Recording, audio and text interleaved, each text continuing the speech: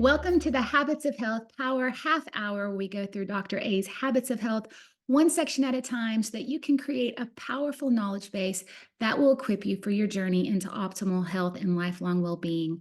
My name is Cassondra Reagan, and I am an independent Optavia coach. Today, we finish section 1.7 of the Habits of Health entitled Optimizing Your Surroundings, Creating Your Microenvironment of Health. And we conclude part one of the habits of health. Yay! So, congratulations on being 1/3 of the way through this incredible guide to health. So far, we have discussed the importance of identifying the people in your surroundings that both contribute to a life of health and well being, and those who perhaps are toxic to your health goals. And they actually pull you into the drama triangle, which, if you will remember, is the tendency to relinquish your personal responsibility and take on the role of either a victim, an enabler, or a villain, or all three. So, optimizing your surroundings when it comes to people will involve understanding that while you cannot control the actions of others, you can control your response to them. So, you also have the power to choose who you surround yourself with by finding supportive communities in the form of groups and even coaching. So, you also have the power to limit the influence of toxic relationships that are maybe more difficult to eliminate because maybe they're family. So, in this final episode of section 1.7, we are talking about two aspects of surroundings that are much less complex than the dynamic of human interaction and interpersonal relationships: places and things. So, let's begin with places. We have to understand that our world is full of hidden forces and structures that are woven into our daily lives, and they have a major impact on our health. We make so many of our daily choices simply as a reaction to our environment rather than responding with an empowered and conscious choice. For example, let me read this study from page 148 of the Habits of Health. As an example, a study was done at a hospital cafeteria where they simply rearranged the position and amount of bottled water available to their patrons and moved the soda machines to a more remote position. In a 3-month period, they increased the consumption of water by almost 25% and decreased unhealthy soda selection dramatically without any other intervention. When they interviewed the individuals, they made up many reasons why they were consuming more water, but in reality, they were not even aware of the real reason. Someone had just moved the soda further away. This is an example of the power of choice architecture.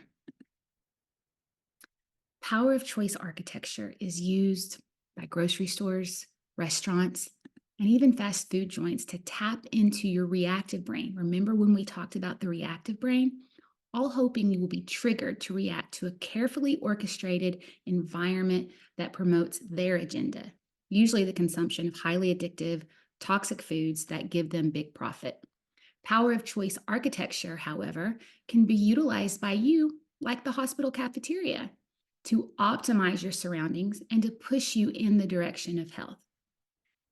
We tend to operate from default settings in our life. So, for example, when interviewed, fewer than 10% of people claim to have self control if faced with tempting, unhealthy options on a menu. Power of choice architecture, when it comes to places, could involve, for example, choosing a healthy restaurant purposefully so as to set yourself up for success, rather than choosing a restaurant you know will have your old usual temptations and then actually expecting yourself to resist.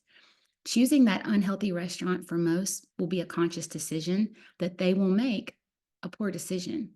So, we want to examine closely the places you live, work, and play to make sure we modify those spaces to support your daily choices and to make it easier to avoid trigger temptations. So, what modifications can you make right now? Let's start with the first place this all begins: the supermarket, right? The choices made here will determine your home food environment. So, firstly, make sure you're rested and fed before you attempt shopping. Also, remember that the choice architecture of that store will be designed to pull you into the high profit shelves. Also, they're usually high processed shelves, right? So in this place, avoid the middle aisles filled with processed foods. Shop the perimeter of the store where there are fresh veggies, lean protein, and whole foods. The second and third places are your home and your work environment. So do a healthy home makeover to create a place that protects your health goals. Create a health bubble at work.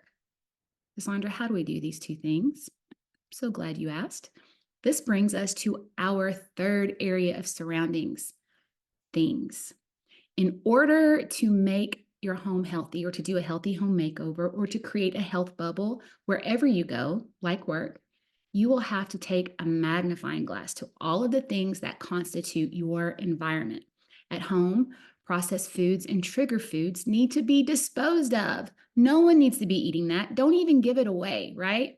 Clean out your pantry, refrigerator, and freezer of all the items that are processed, highly glycemic, or high in saturated and trans fats. But food is not the only thing that diminishes your health. Identify the things in your home and workplace that are causing you to have an increasingly sedentary life or maybe disrupting your sleep. Modern technology is believed by experts to be the most likely thing that will be the demise of mankind. So, what devices are causing you to be inactive? Is it this thing, TV, video games? What is preventing you from sleeping well? This thing, TV, video games. At work, what is causing you to be more sedentary? I know some people now are obtaining desks that are standing desks. Some people choose an exercise ball to sit on at work to align and strengthen their core rather than a traditional desk chair. Okay, so think of those things. At work, also clean out your immediate space from the things that trigger you and avoid the break room if it's a minefield of temptation. But that's not the only type of thing we should consider. Let me read one more story that Dr. A uses on page 151, which incidentally is also used by James Clear in the book Atomic Habits. I'm going to end this section with an amazing story about the British cycling team.